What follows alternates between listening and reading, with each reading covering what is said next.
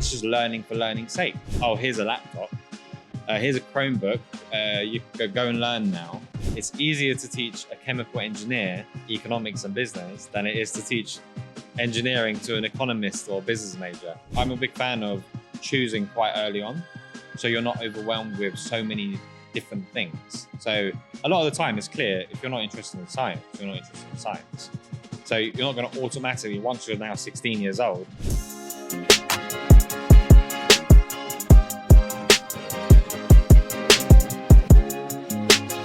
Hi everybody, welcome to the Dollar Diaries. Today we're here with an amazing person. His name's Emre Aksahin. Yeah. Did I get it correctly? You got it correctly. Yeah, so his profile says Chief Learning Officer, but he just confirmed it's just CEO renamed at EdGenie. Hi Emre, how are you doing? I'm good, thank you. Thank you for having me. Look forward to chatting. Yeah, before we get to all of this, right? You mentioned you have Turkish descent but lived in UK. Yes. And you've moved to Dubai recently. Yes, that's correct. What is that transition like? Like, how do you find the difference in back in UK versus in Dubai? I mean, both countries are very different, and they're very similar as well in certain ways. I find they're both very well developed in their own way. So convenience in Dubai is like nowhere I've seen before. It's very similar to like central London. Okay. But not many people live in central London. They live in the suburbs, or they live an hour away from the center of town where the work is. But Dubai, yes, it's got everything. And is there a reason why you decided to set up the company in Dubai versus London? Yeah, so it was a case of we wanted to move to a kind of a progressive place. We've been meaning to move, me and my family, for about 6-7 years. And COVID, children, kind of all got in the way of that. And so kind of a reasonable place for us to move, where we have kind of friends, family, was Dubai. And speaking of EdGenie, what ticked you off to starting the company? What was that spark like? You like, this is the solution? Yeah, so good question. I mean, the spark, essentially, the idea came to me around about 10, 11 years ago. Okay. When I was tutoring, I was at university, or just after university. And I thought, surely there's an easier way to teach students, teach kids. Because I was working 18-hour days in the lead up to the exams. And I thought, yeah, there must be an easier way. So it stayed at the idea stage for about 6-7 years. And I just continued tutoring, working. I was in investment management, working in compliance, and tutoring at the same time. But yeah, I only kind of took action on it probably around 2020, 2021.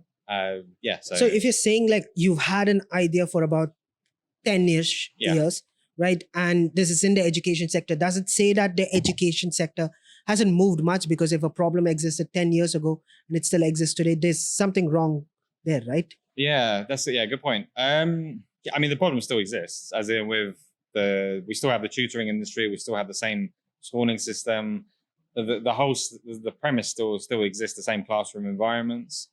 So yeah, the problem is still there, and so many different companies, so many different schools, examining bodies, they're trying to change that. But yeah, so the problems that were there are still there. And how is EdGenie solving these problems? What are the problems that you've identified, and how are you solving it? So number one, there's limited classroom time. So we target A-levels, and in the schools, you only get 4 to 5 hours on average of classroom time. Now, teachers you can be the most amazing teacher, but the problem is you have such a limited time with your students. It's a case in point where there's another 164 hours in the week. The kids, the students, need to be empowered and get support outside of the classroom. And so EdGenie solves that problem by being their kind of study buddy throughout their time at home. So teachers can set work on it, or students can join live classes. They can get their tutors on EdGenie to support them 24/7.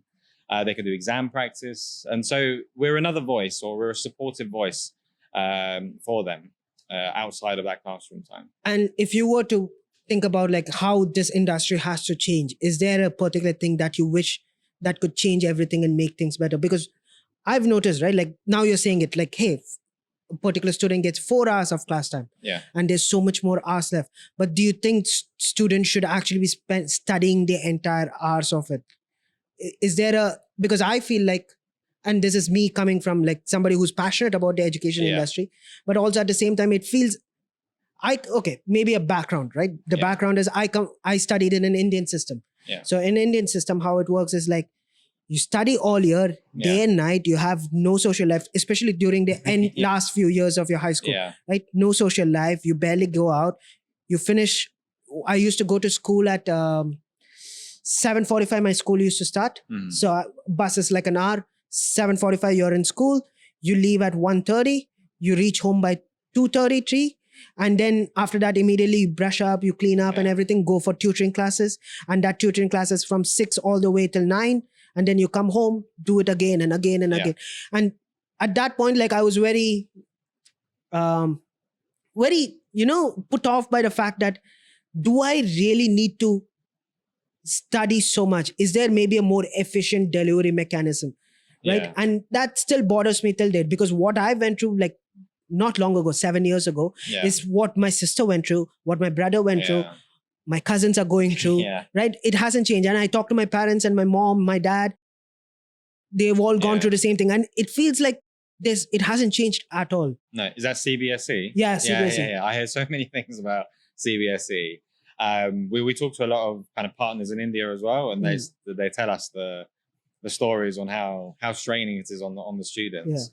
I fully agree with you. So where I sit on this is, you don't need to have so many hours in the class or outside of the class. So when you're the amount of time it takes, that 6 to 8 or 6 to 9 after school, the time that you spend there, it could be, because you're probably doing it in a group environment as well. You could do that at home on your own, or in school during a lunch break or a free period. And you can have the same amount of information or impact within half an hour rather than 3 hours of work. And that's if you're getting guidance from the right place. So the way I approach it is, everything that we do is like at an A star. And I say, right, at that point of contact with the student, you need to receive the best guidance possible in the most efficient way possible. Okay. And so you don't need to sit there and have a tutor for 4 hours to explain something that could be explained within 2 minutes or half an hour, or you've already got the question practice there on your phone or on the EdGenie platform. And so that's where kind of my theory and thought is. So how do we cut that kind of not waste of time, but the inefficient time spent in a school or at home or in a kind of learning center after school?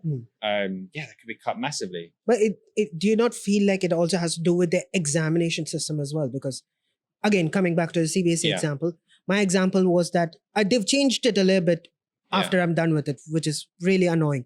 But what we used to do is, in grade 11, grade 12, not even 11, 12, we used to have the board examinations. Yeah. And the entire year's knowledge, you're supposed to dump it in one paper. Yeah. Right? There's no second chances. There's no third chances. There's no step ups. Yeah. Right? An entire year's curriculum dumped in one. Yeah. Right? Which was really bizarre. So I've seen like a lot of startups back in India, right? Like there were startups like Byju's and several other education platform, but it all felt like they were like going back and forth on the same model, because the model itself is a little broken. If you expect students, 18-year-olds, right?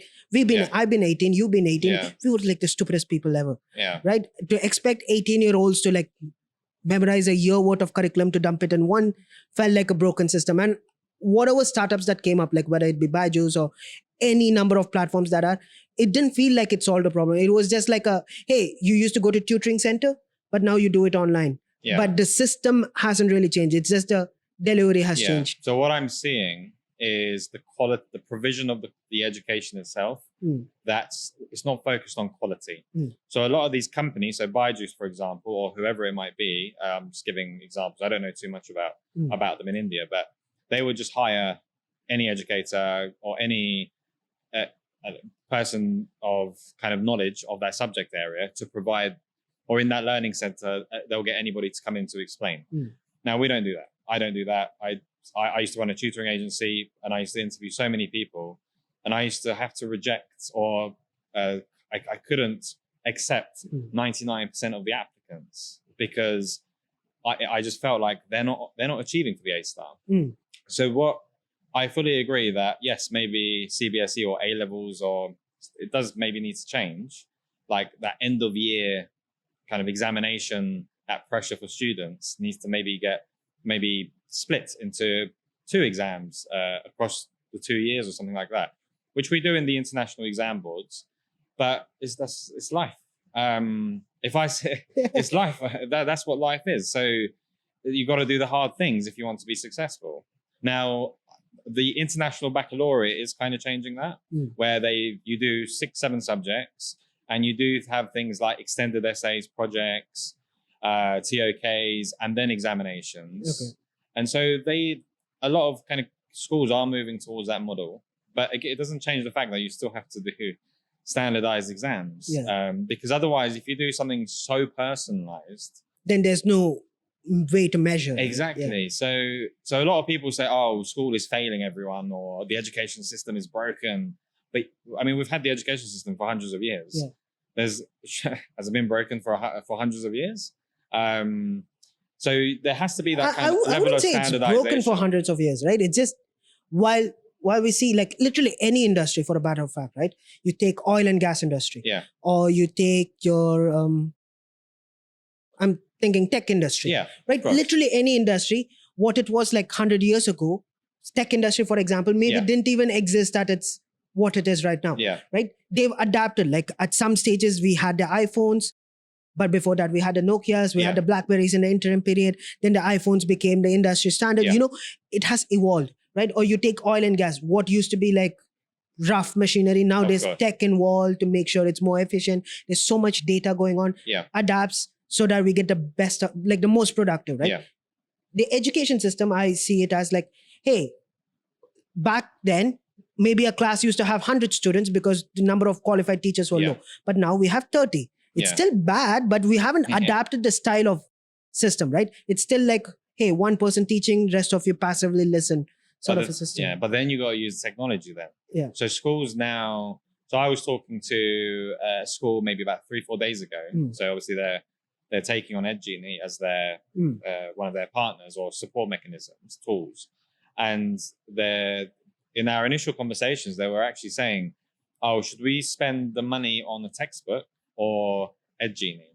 And I said, they're basically the same price for your per student. It's almost a no-brainer. It's why would you not go for the unlimited support for the students, and why would you go for the textbook where I haven't opened up a textbook in years.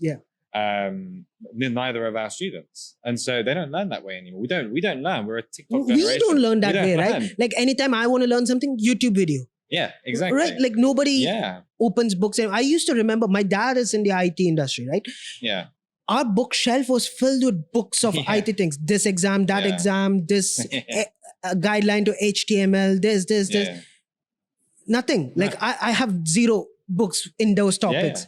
Right? It's completely out of scope. We've changed as our characters, our personality, the way we learn. So why are we still utilizing the same methods 20 years ago, which we didn't use, or I didn't use?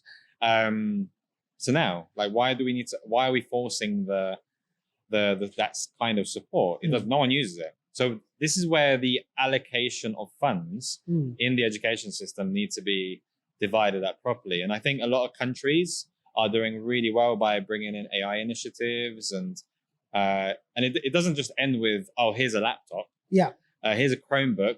You go and learn now. It's not like everyone's got a laptop. Everyone's got a phone. Which is what happens in like the Indian schools, right? Like before they used to write in a board. Now it's a PowerPoint presentation. Right? Like, oh, we're using tech, but the tech is not making any meaningful impact. And now even we get students like, no, it's okay. I'm going to use YouTube.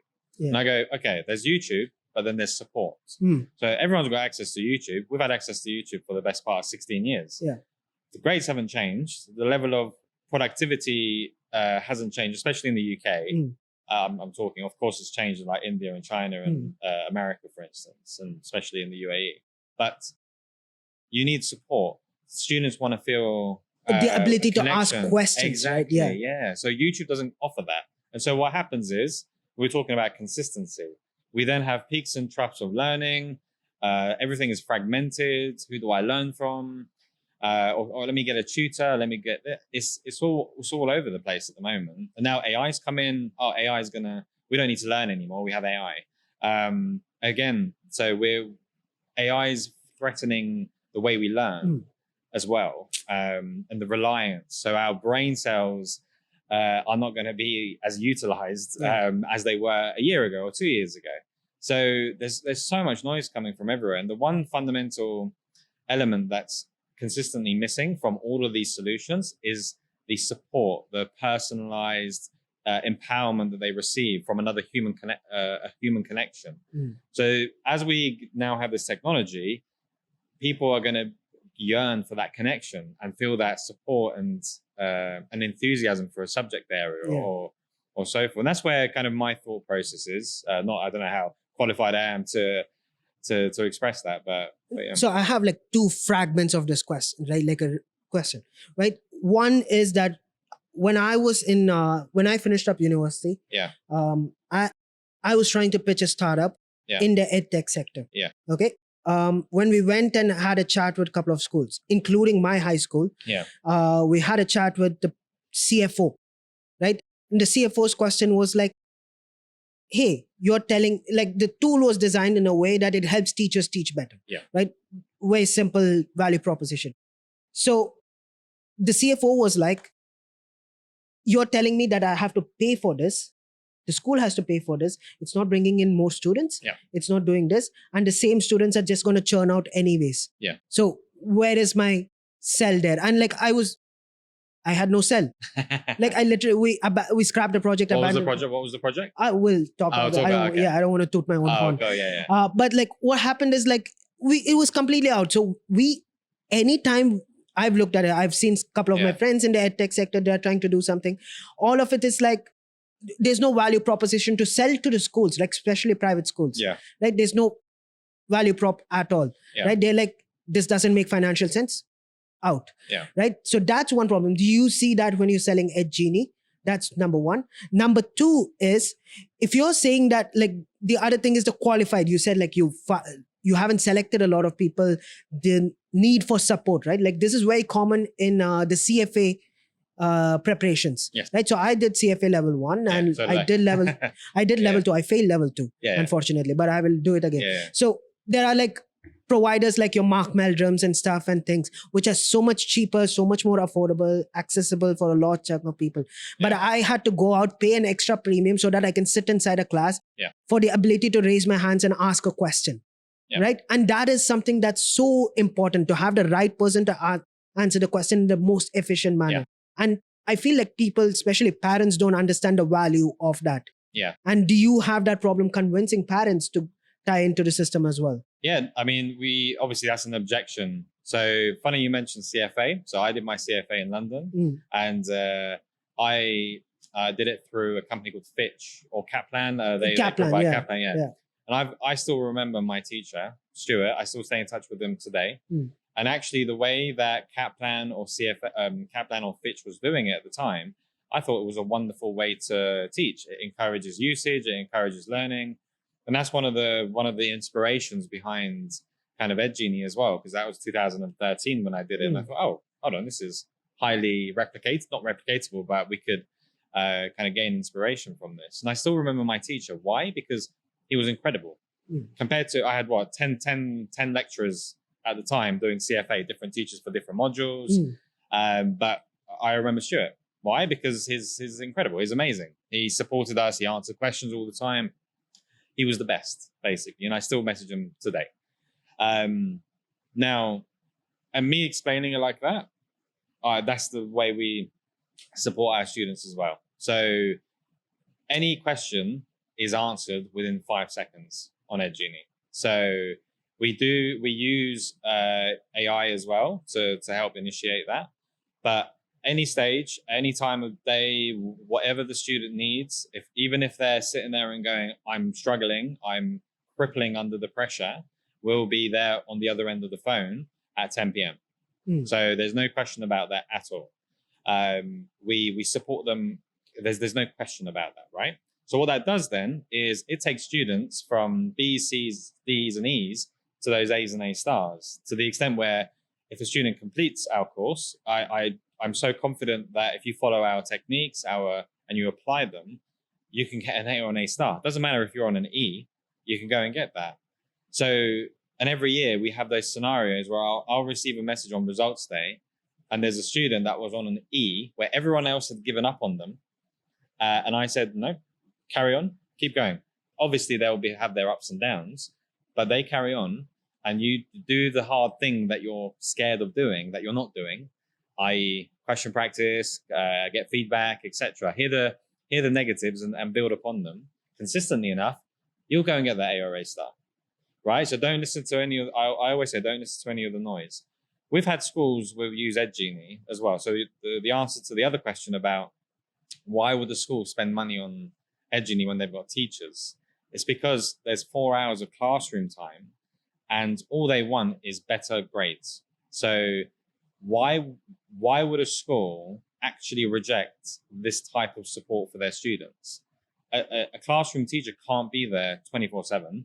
They're there 4 hours plus maybe prep time or during free periods or maybe on Microsoft Teams.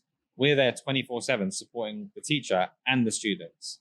And imagine you're great. Imagine you're a school and you're on, I don't know, you have, let's say 30% A star to A. Let's say the national average. They have the national average of grades. Imagine you can improve that by 50%. And then that's a good selling point to get more students on board and more parents on board. Why would a parent reject that notion? Why would me, I'm a parent, I would be like, yeah, sure. If you're going to improve my son's grades or if you're going to help support him, support him throughout his exams and emotionally build him up to tackle those exams, why would I not take that up?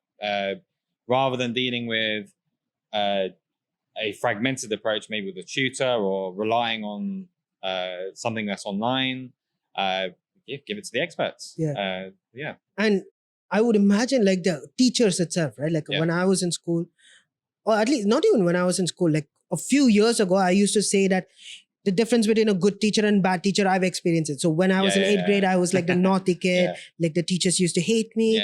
And like, like I felt like at that time, like I was in a school with a large number of population. A class size was like 40.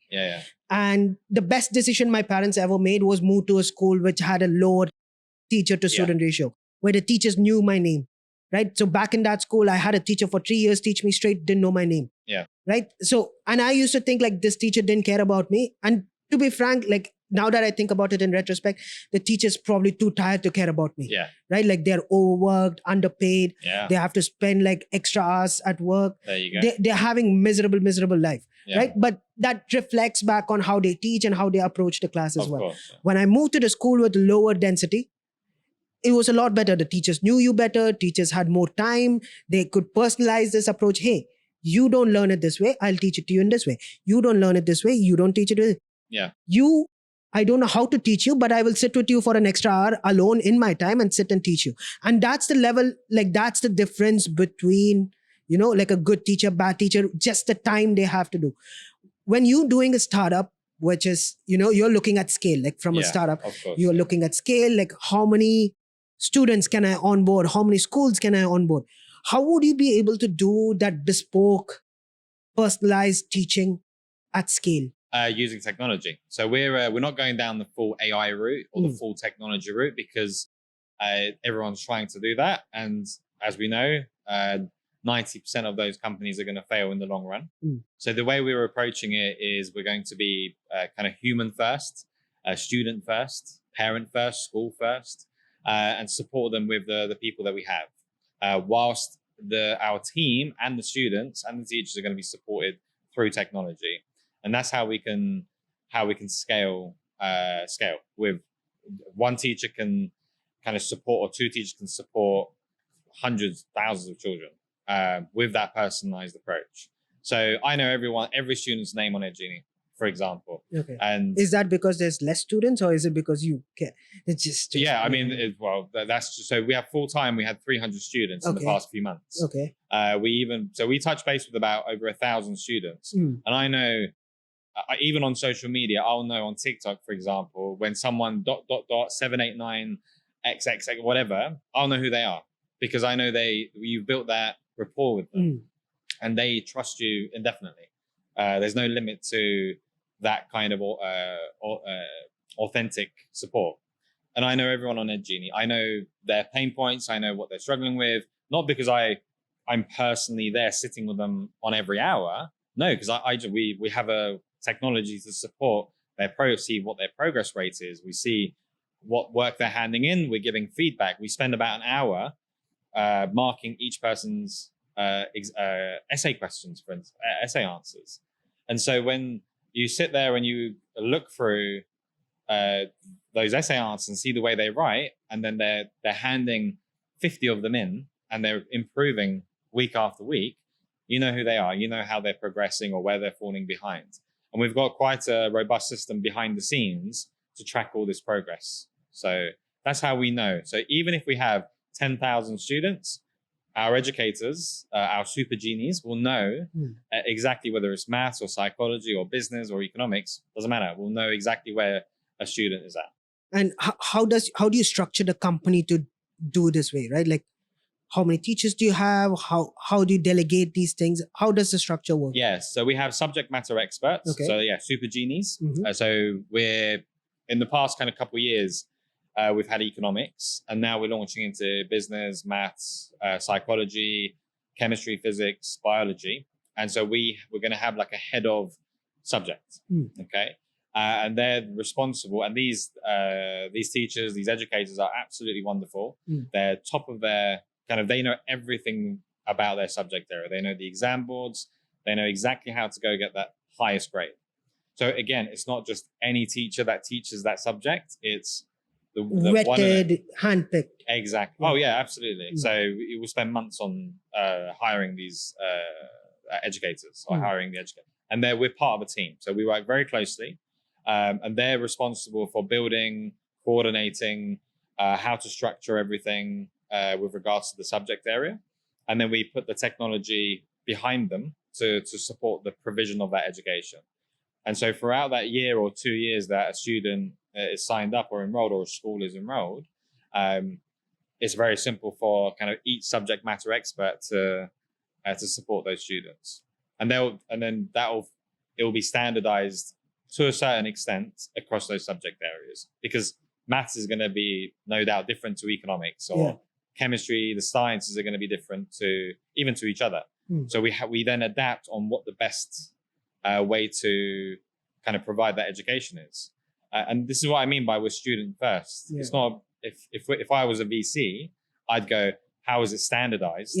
How do you then have 50 subjects across 50 exam boards? My immediate red flags are like, there's so many subjects, so many students, like the permutation and combinations way too much to handle. Right? Of course, but what's the problem then with the standardization approach? The education is poor. So you have a school all over. Exactly. You'll fail in 2 years. So if I'm going to go, I've had these conversations with many VCs already. So it's a case I always go back and go, but the student's not number one here. If you have a chat with Anas, that's the line of questioning he'll get to. Right? He'll break it down. What is your monthly active users? This, that. And the final question is like, how is it going to be scalable across various combination permutation? And then the essence of why this has to exist, or a product like this should exist, out of the window. Of course, I mean, we have a 60 to 70% AA star rate, which is over double the national average, and that's on economics. And we're not a school, we're not a college, we don't oblige, we're not their parents, we don't put pressure on them, as in that they want to do it, so they're empowered. And so if someone say someone came to me and said, no, you forget the teachers, forget the technology all the way, AI all the way, and I'll go, okay, but you do realize then it will become learning for learning's sake. So companies like Duolingo, everyone's they love it, right? That's what it looks like on the media. But what happened over the last few weeks was some comments started to come out, we are AI first. So that was a big mistake on their front. And what started to happen was, the whole element of, the whole rhetoric around Duolingo changed. I don't use Duolingo. I actually it just looks nice on my phone. I failed after 2 attempts. It's just learning for learning's sake. It just makes you feel as if you're learning when you're actually, how do you learn? Yeah. You have if I wanted to learn Turkish or Gujarati or Urdu or Hindi or... I'll be honest with you, right? So in my CBSE, I think I've done French from grade 1 all the way till grade 10. Mm-hmm. Okay? I kid you not, the only French words I know are croissant. Croissant, Paris, je m'appelle Abubakar. Yeah, there you go. Right? I can't understand what anybody says. I can't speak French. And that's 10 years of French. Yeah. And that was all because it was learning for learning's sake. Because when I went into French class, for 3-4 years, I think, if I'm not wrong, until as far as grade 9, all we used to do is j'aime, tu aimes, il est, elle est, nous avons, vous avez, and it's mind-numbingly crazy. Like, we never applied it. Like, the way of teaching in my school, and like literally any school, like I talk to my friends, everybody's had the same experiences, that the objective of learning in the classroom was to get good grades. It was not for learning. Right? Which it kind of makes a school feel like an exam factory. Right? It's like nothing applied. And this was a huge shock for me, is because when I moved from high school to university, everything was a lot different, right? We had assignments, we had to apply the knowledge, we had to write essays. It was boring, but we had to write it regardless. It involved us putting it into practice somewhat, right? And that time, that felt easy. And that time I felt like, we learned something, right? They taught me calculus in high school. No clue what it was, like until then I had to sit alone on my own time, because I had to do it on my own. I studied. Now I know calculus, right?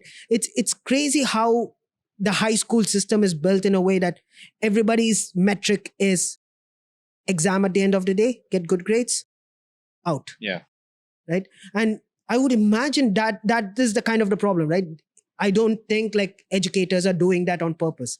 It's because they want to get scale at some point, and it's not scalable to sit with individuals. I agree. So it's more exam focused. Now, what's the best way to learn French? Is to go and live in France for a little while. Yes, it's expensive. But that's the only way, right? I agree with you. It's very expensive, but that's the only way. I'll give you for French. I went to a hotel in Turkey when I was 16 years old. 2 weeks. It was basically like a French hotel where the marketing was only to French clientele. I don't know what we were doing there, but everyone was French. And I thought, I just finished my GCSEs. My parents took us there for that. And I just spoke French for 2 weeks. And I actually learned more French than I had done in my GCSEs the 2 years prior. And so, again, stuff like that just gets you thinking. If you do more of something in the way that you want to do it. It's application, right? Exactly. A good example is probably, like, I come from India. But I'm from South India. So we don't speak Hindi. Right? Hindi's not a language. So we speak Tamil.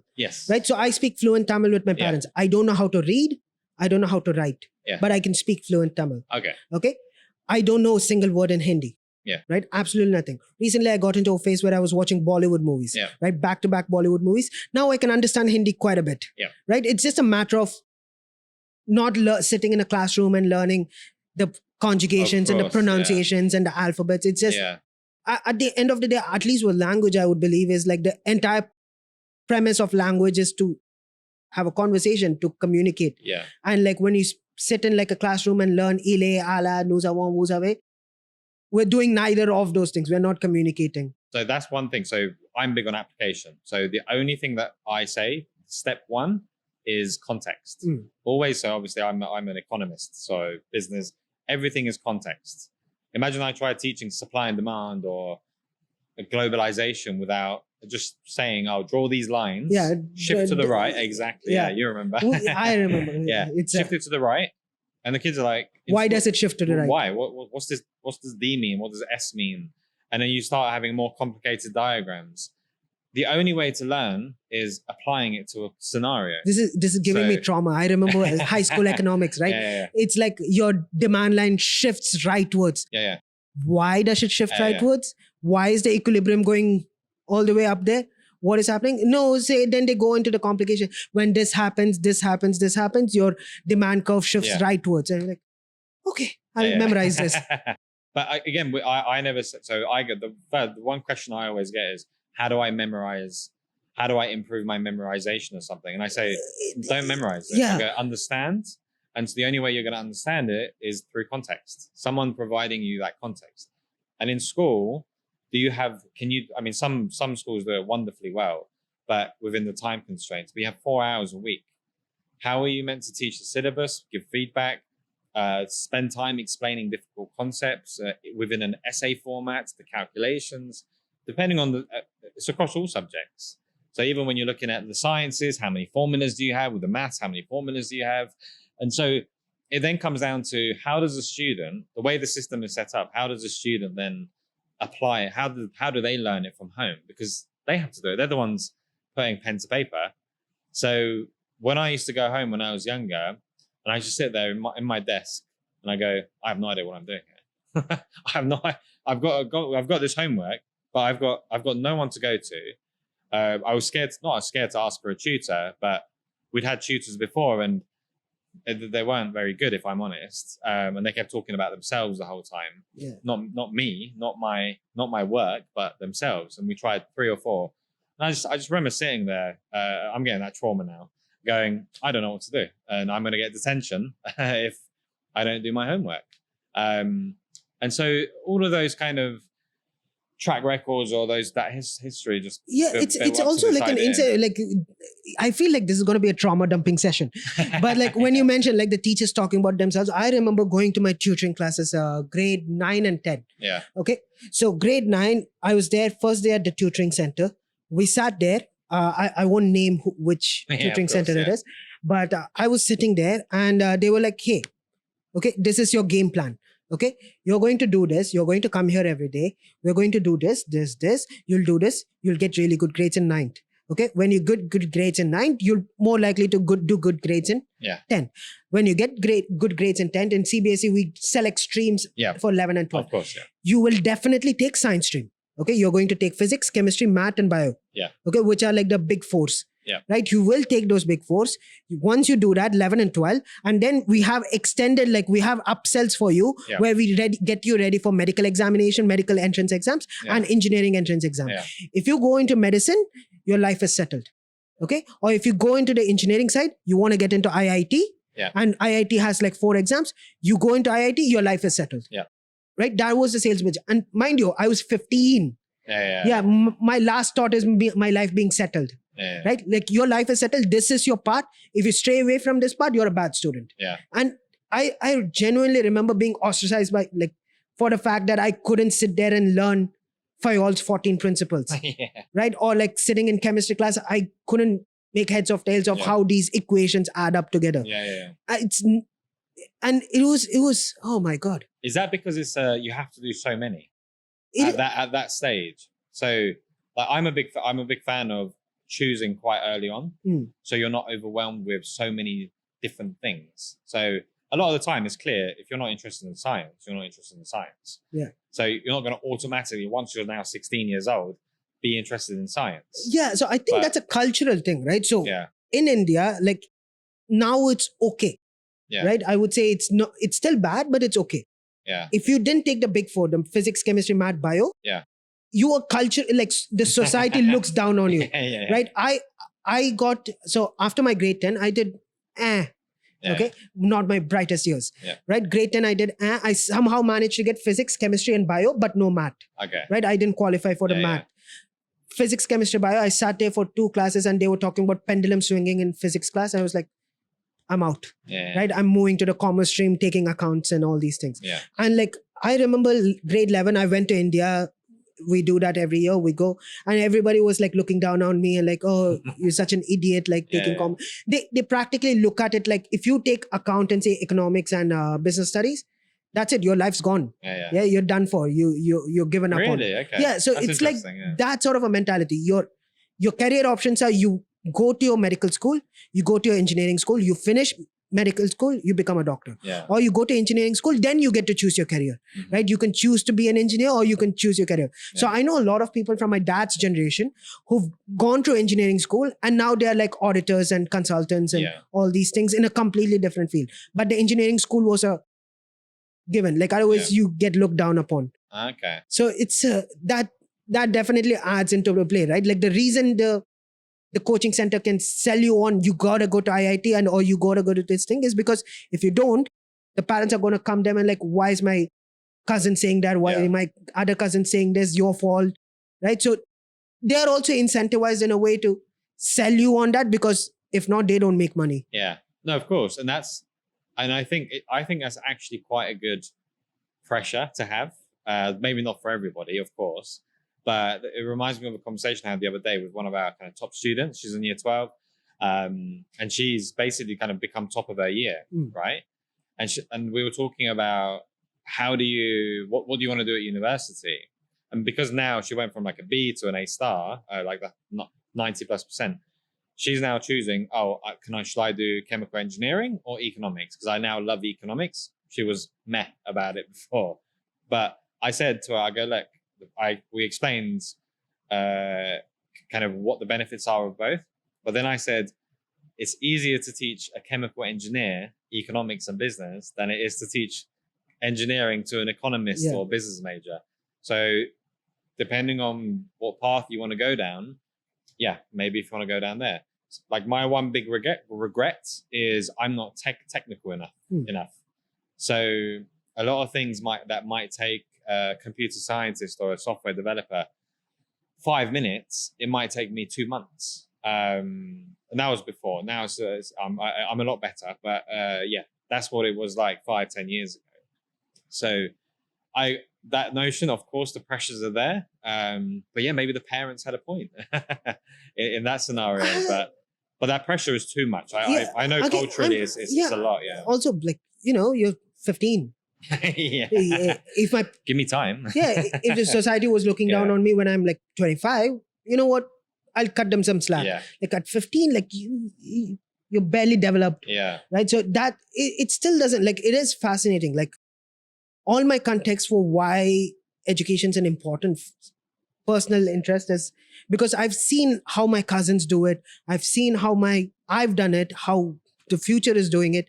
It doesn't look promising at all, at least in India, right? Like it feels very disheartening. What do you think about the fact that, so you know how so I was the same as well. I wasn't the most brilliant student, but what would you say to the questions that get asked? Oh, this is too hard, so therefore I can't do as good as someone else. And then if you can't do as good as someone else, is it okay that other person is more successful from a maybe monetary job or the way society measures that? What do you think? Is that okay? I would imagine something being hard is not a single problem. It's a function of several problems, right? So the function is probably, hey, you probably suck at it. Right. Which is fair. I sucked at math. I still don't know how trigonometry works till date. Right. And I do finance. Right. It didn't relate, but I sucked at it. Right.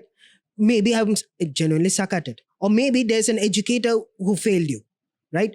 I remember grade 8, I had a bad math teacher and that derailed my math forever. Right. Like even though I had better teachers towards later end of the high school. The damage was done.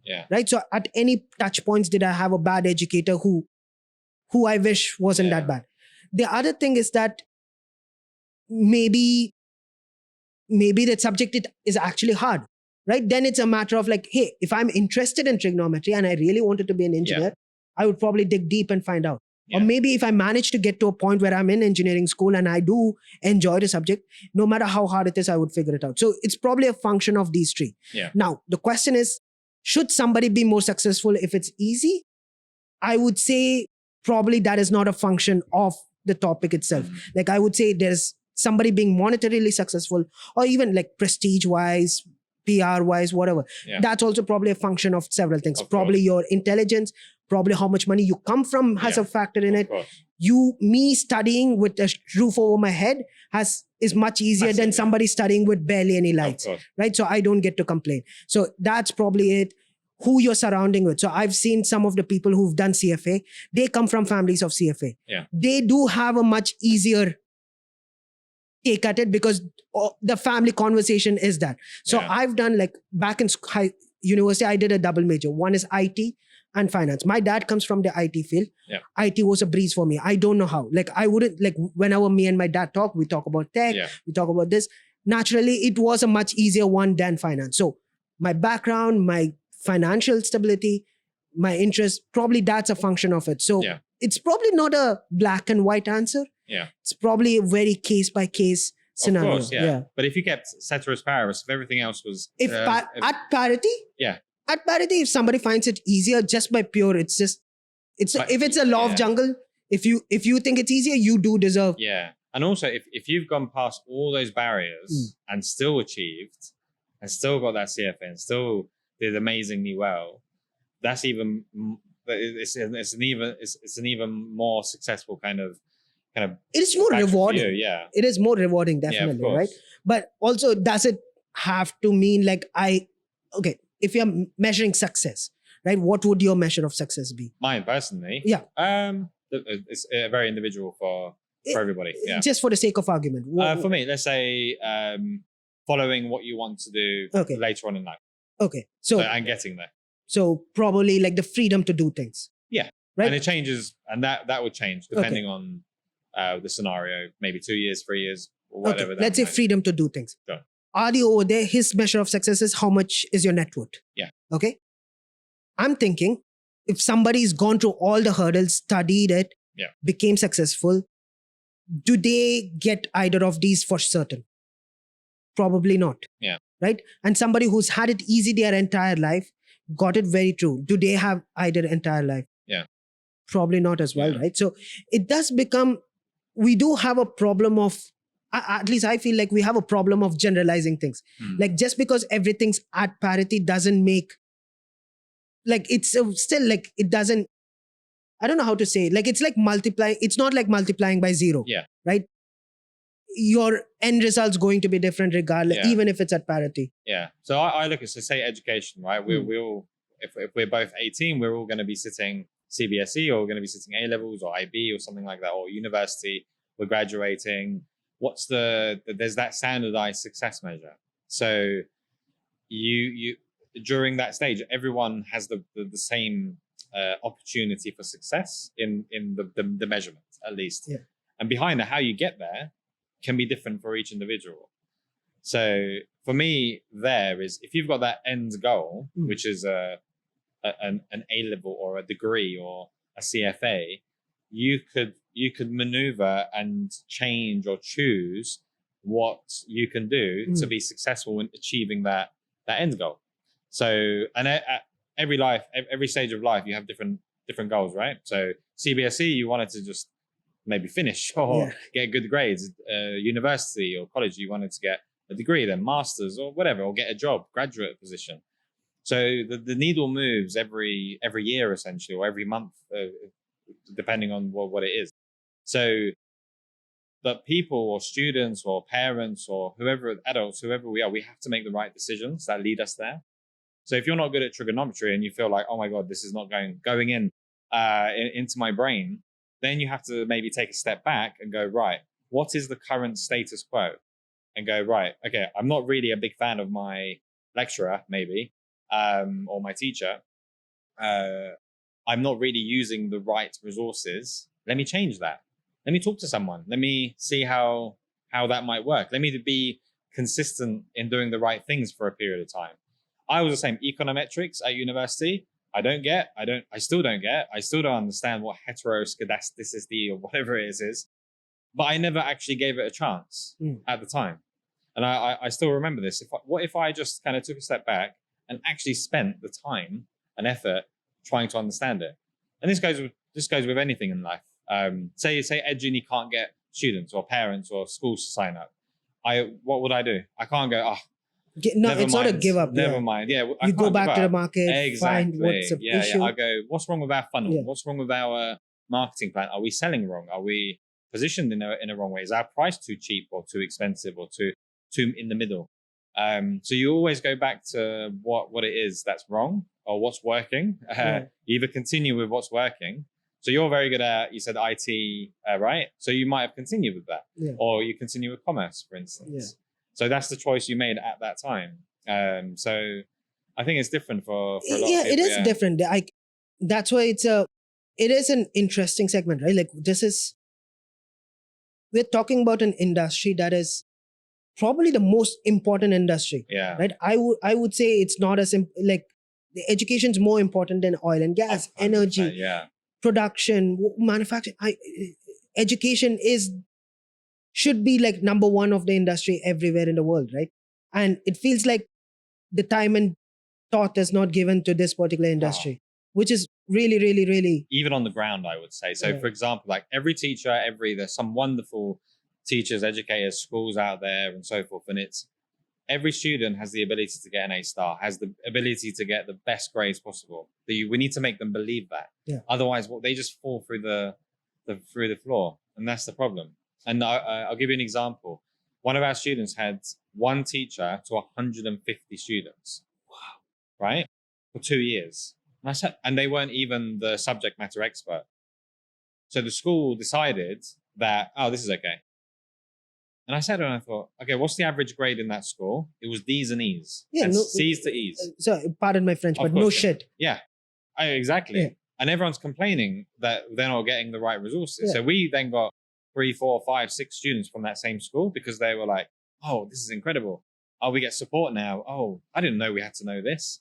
And I was sitting there going, I was so upset about that because you've got 150 students for one teacher in an area of the country that's not very, it's quite deprived as well. And no one's really got any money for tutoring or anything like that. So I sat there and I thought, who's making this decision? Why do we actually don't care. And this is what I mean by student first. That school probably bought 150 textbooks, spent 200, 300 dirham or pound, 50 pounds, 60 to $70 on a textbook per student. No one's using it. It's still in the cellophane wrap, sitting on the library somewhere. And so I sat there and I thought, who's allocating these funds? Why are we not encouraging these? Why are we not getting the technology or the support that these students need? And it's worrying because this isn't an isolated situation. This is multiplied across the world, many, many times over. And so it's the decision making that needs to be improved a little bit because, and also I get it. We have to get approvals and stuff like that. There's layers of bureaucracy. Exactly. And that needs to be improved, I think. Obviously I'm not involved in any of that or we're not involved, but it would be nice to see it's great to see if a school takes up kind of technologies or innovations that students use as well. Sometimes they'll go, oh, this is cool, this is nice. And then they'll spend thousands on it and students aren't using it. Yeah. And what was the point in that? So you have to be very careful when you're allocating budgets I would imagine like the one that when you speak of allocating budgets, right? Like the one thing that like really strikes me is that I remember there were some schools that were advertising like, hey, we have these smart boards. Yeah. Right. And to me, I always I can't fathom why a school would purchase a smart board because it does literally what a whiteboard does for at a significantly higher cost. Why? Yeah. Right. And it's just like, oh, it looks good on our promotional materials. Yeah. Yeah. Right. It does literally nothing for the students. Yeah. It does nothing for the teacher. In fact, it is a pain in the ass to use those smart boards. Right. And like when you can just buy a whiteboard and put markers up there. They're not even cheap. They're so expensive. Yeah. They're incredible. Like I know like companies like Huawei and all, they sell these incredible boards, beautiful tech boards, everything. And like, right. But if it's just one person writing on the board. Same thing. Is it a student first decision? Do you think? No, it's not. Absolutely not. It's not even a teacher first decision. Right? Yeah. The teacher who's there on the ground, coming in every day, getting underpaid, overworked. Yeah. Right? We are making their life extra harder because we want to put that on a brochure. Yeah. Right? It is fascinating, right? Like it gives me like, I don't know how to. It's sad. Yeah, it's sad. It's sad. And that's actually like an okay decision. There are other decisions that are there are allocations of budgets. I mean, I'll be, for example, I'll give you an example. For economics, students need to use like the Economist, the FT, because it comes up in their exams, right? And a lot of them don't have access to it. So I said, you know what, I'm going to spend a lot of money on giving access to all our students to the FT and the Economist. And we're going to kind of simplify it for them. We're going to bring out questions for them. And I spent a lot of money, like a lot of our budget went on that because they're expensive subscriptions. So the students don't, and the parents and the schools don't have to. Now that for me is worthwhile because that's what's in their exams for economics. We'll do the same for maths and psychology and stuff like that, and business and the sciences. Now, that I can see a direct link to the student being successful. Whereas if I sat there and what would I?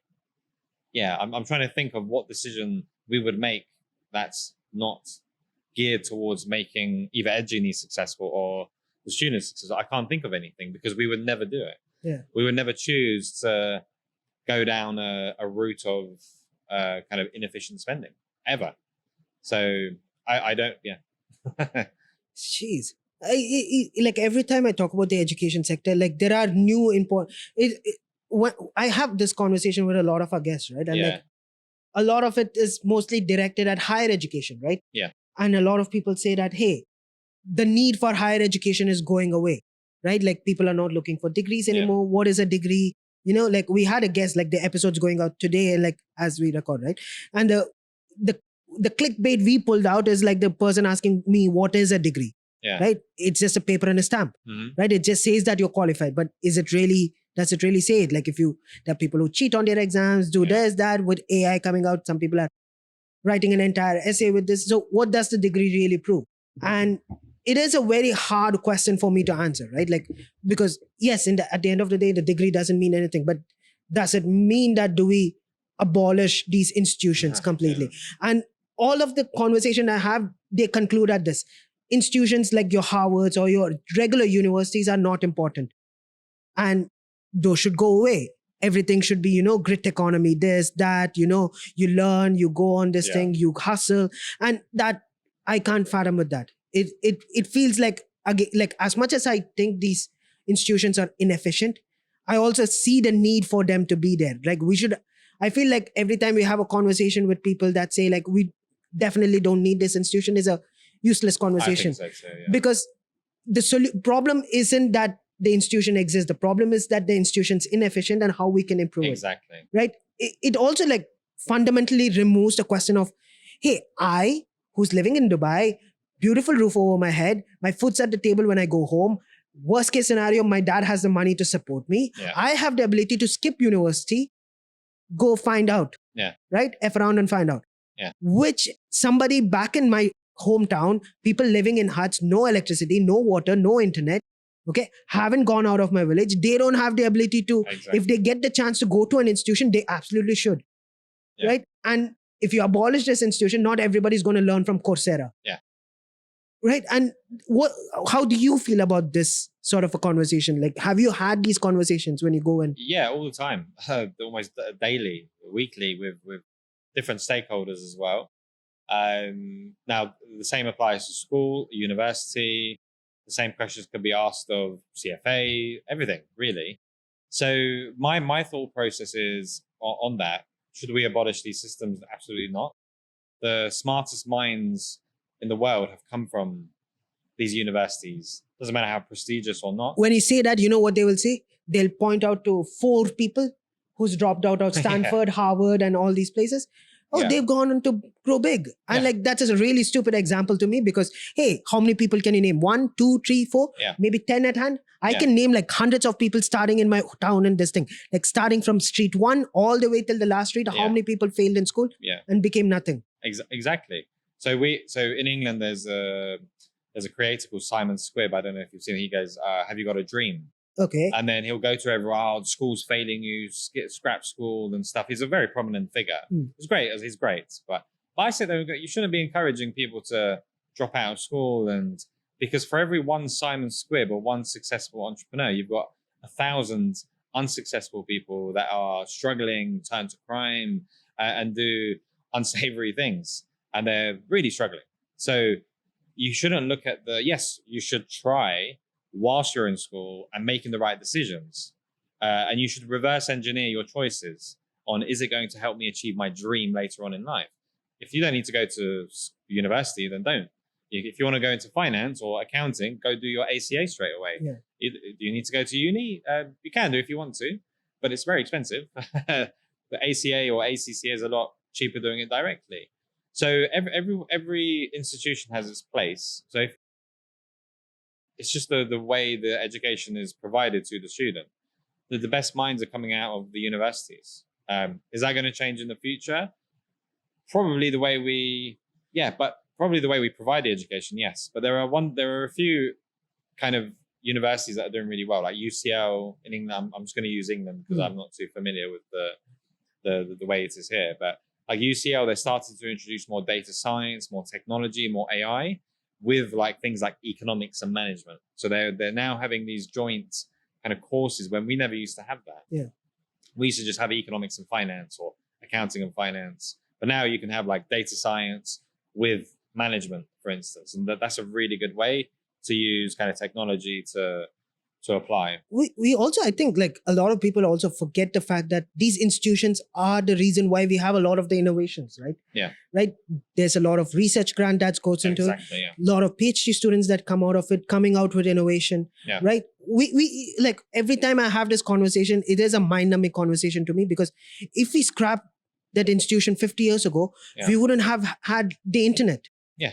Right. The internet was a university project. Yeah. Right. So it is fascinating. And oftentimes I don't have an answer. They're like, oh, this is inefficient, we should get rid of it. And it's probably not the best solution. And if you look at places like Y Combinator, like angel investment programs and accelerators, if you go, I failed my GCSEs, I failed my CBSEs, I failed my... How many of them are? Oh, they'll kick you out. Yeah. They won't even accept you because you don't have the foundational level of English, math, science, technical know-how. You don't have the and that's what school is there for, to provide that kind of foundation. So then later on, you have those train tracks already built. Yeah. And so you can develop them even further, given whatever choice you make. So it is like, as much as I have problems with the education, it is a fundamental system, right? Like it is, you can't just get rid of it. No. Yeah, it's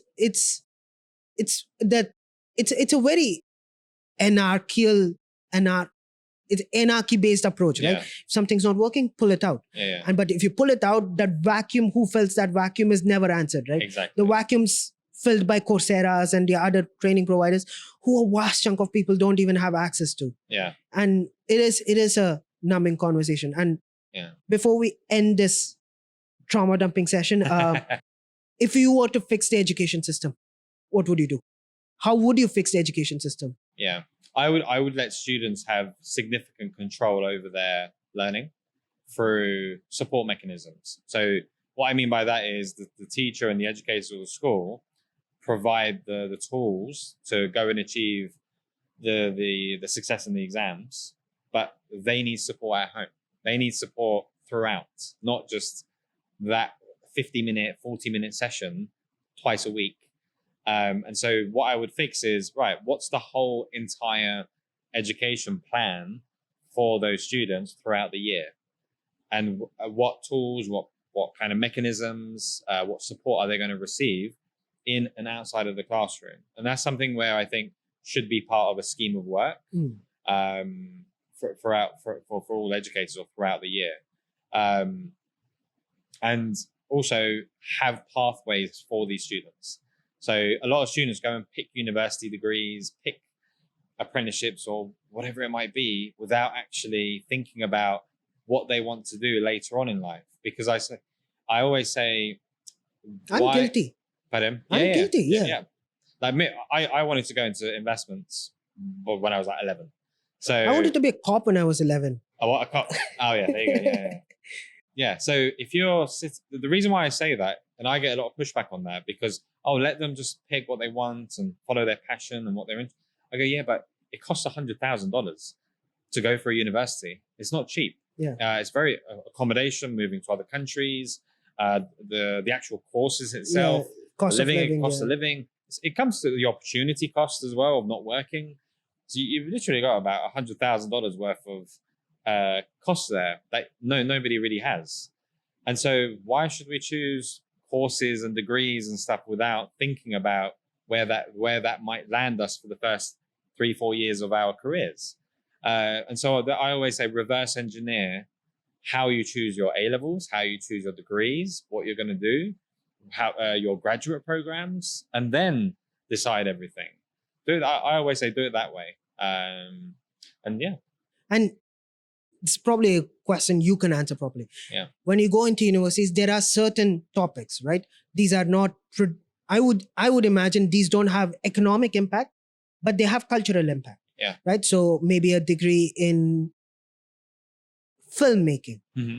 Okay. Maybe filmmaking is probably a bad example. I'm thinking of African study.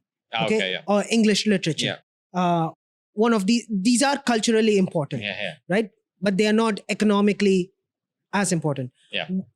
Where do you sit on that? If a student comes to you and asks you, should I do this or should I do an English literature? So I ask, is it worth $100,000 for you to do that? Can you do it in your own time? Okay. Can you dive deeper into it without having to spend 3 years or 100,000? Yeah, again, there's so much money. Yeah. Because the kind of touch points you have with the university is very small. It's very little. How many hours of lectures do you have a week, and seminars really? And so it's very important to choose your degree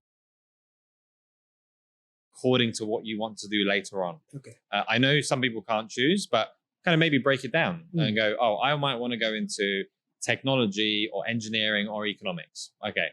So I want to go into finance or kind of become a scientist or an engineer by building buildings. Okay. What should I do then? Then you'll go, right, I can go and do economics later, maybe a CFA after university. Okay. But I can't then go and learn engineering maybe after university. So, okay, what about technology, software development? Okay, I can do that again in my own time. Yeah. I can code in my own time. So the only thing that I can't really do in my own time is the engineering side. And so therefore, to future-proof yourself, maybe pick that one pathway that kind of gives you that foundation for everything else. I had this chat with my dad. My dad calls it the doctor conundrum. Yeah. Right. So how he says is that, can you do coding without a degree? Yeah. In theory, yes. Yeah. Can you do accounting without a degree? In theory, yes. Yeah. Okay. What will it take you to be a lawyer without a degree? Well, you have to do this, then you have to pass the bar. Yeah. In theory, yes. Can you be a doctor without a degree? Yeah. No. No, absolutely not. Yeah. Right. So it's like that, right? Like there are some that are specialized enough. There's no way out of it instead of. Yeah, but a doctor can go and become a YouTuber, for instance. Ali Abdal. I don't know if you've heard of him. Doctor can go start a business. Exactly. You don't need to learn business to go into business. Yeah. Right? So it is like, that is the doctor conundrum, right? Like it's just some things are too specialized. So that's why I always ask, if you're happy to spend $100,000 on that degree, that's not going to have that economic benefit. Of course, these degrees do provide kind of foundational elements and analysis and evaluation techniques and maybe kind of more mathematical skills and so forth. But again, it might not take you 3 years to learn that. So you can do that. I imagine it is important, right? Like to have scholars of English literature is important, right? But do we need that many English scholars? I don't know the numbers. I don't know I'm just imagining, right? Do we need more English scholars or do we need more doctors? Yeah. Right? It's just and the other side is you do English literature, good, you enjoy it, everything's great. What is the likelihood of you economically being successful? Yeah. Right? It is a lower probability compared to if you're a doctor. Yeah. So a lot of the big consulting firms, they're taking on, they don't care about kind of what your A-levels or your degree is in. They take you at face value, basically. Now, what I might find with, if someone wants to go into auditing at a KPMG or something, and they haven't done an accounting and finance degree, they're going to have to start again, essentially, maths and building up those maths skills. Now, there's positives in that as well, because then you get a different approach. Exactly, you get a different approach, and you get people that might have maybe struggled getting jobs or higher paying jobs later on in life. Now they're able to go into fields. But like, how many different approaches can you have to accounting? Right? It's just 3 statements at the end of the day. Yeah. Oh no, okay. I'm sure it's more complicated than that, isn't it? But it is. But like, I mean, if I'm an auditor, I'm looking at 3 statements. Yeah. What am I really looking for? Yeah. right? There's only limited amount of things that a company can do. There's only limited amount of, there's no unlimited number of line items on a balance sheet. Yeah. Right. So if I'm looking for it, if I'm checking if the entries are correct and everything's accounted properly, the number of commutations way too little to have that extra benefit of having the additional approach, right? Yeah. It is. And again, one last question before we shut this out. When a student enters EdGenie, what does the student get? What does he get? As in, the features or the benefits? Yeah.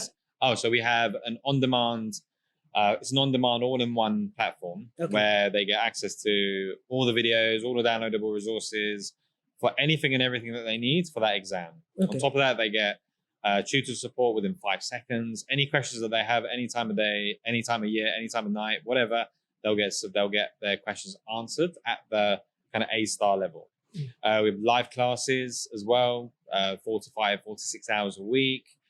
We have marking. We provide feedback like no one else provides feedback. Just like I said, we spend an hour per student piece of work. So whether it's an essay or an exam, we spend a long time marking it. On top of that, we have an A or A star guarantee. If you complete the course, we're so confident that you'll achieve that, and you listen to what we say and you apply it in your exams or throughout the year, you'll get an A or an A star, or you'll get your money back.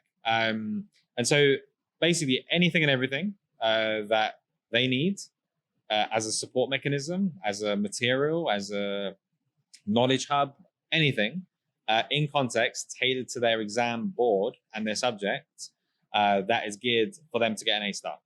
So, and that could be for anyone if they're on a D, E, U, all the way up to students that want to guarantee that top grade. And these videos and the texts and everything, how are they produced?